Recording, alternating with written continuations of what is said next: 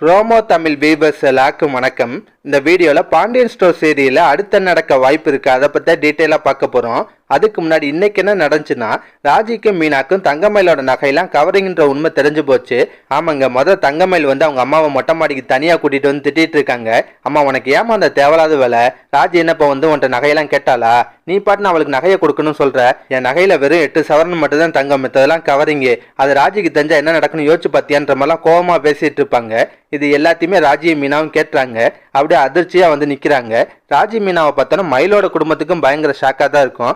மீனா தான் பேச்ச ஆரம்பிக்கிறாங்க. என்னக்கா நடக்குது இங்கே? நீங்கள் பேசிக்கிட்டதெல்லாம் உண்மையா? உங்கள் நகையெல்லாம் கவரிங்கான்னு கேட்பாங்க. அப்போ கூட பாக்கியம் சமாளிக்க தான் பார்ப்பாங்க.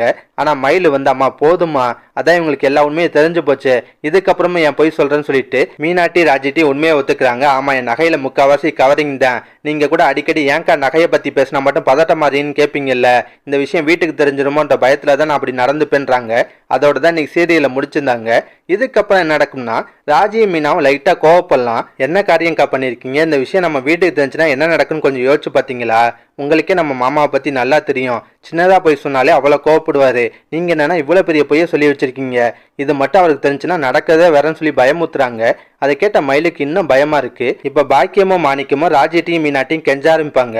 தயவு செஞ்சு இந்த விஷயத்த வீட்டில் இருக்கவங்கட்டாலும் சொல்லிடாதீங்கம்மா, அதுக்கப்புறம் மயிலோட வாழ்க்கையே போயிடும், என் பொண்ணோட வாழ்க்கையை அழிச்சிடாதீங்கன்ற மாதிரிலாம் கெஞ்சுறாங்க. கூடிய சீக்கிரத்தில் நாங்கள் எல்லா நகையும் தங்க நகையாகவே வாங்கி கொடுத்துருவோம், அதுவரை நீங்கள் உண்மையை சொல்லாமல் இருந்தால் போதும் சொல்லி சமாளிக்கிறாங்க.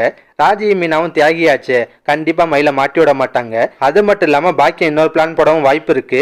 இதுக்கப்புறம் இந்த கவரிங் நகையெல்லாம் இங்கே இருக்கிறது நல்லது இல்லை. ஃபங்க்ஷன் முடிஞ்சு போகும்போது இந்த நகையெல்லாம் நம்ம கையோட வாங்கிட்டு போகணும்னு நினைப்பாங்க. அதுக்கு ராஜி மீனாவும் ஹெல்ப் பண்ண கூட வாய்ப்பு இருக்கு. இதை தவிர நாளைக்கு வேற என்ன நடக்கும்னா, குழலி அவங்க மாமியார் வீட்டில் சண்டை போட்டுட்டு கோச்சிட்டு தான் வந்திருக்காங்க போல. இந்த விஷயம் வெளியே தெரிஞ்சு ஃபங்க்ஷன் அப்போ ஏதாவது பிரச்சனை வரதுக்கும் வாய்ப்பு இருக்கு. என்ன நடக்குதுன்னு வெயிட் பண்ணி பார்ப்போம். இதெல்லாம் பற்றி உங்கள் கருத்தை என்ன மறக்காம கமெண்ட்ல சொல்லுங்க. இந்த வீடியோ பிடிச்சுன்னா ஒரு லைக்கை தட்டுங்க.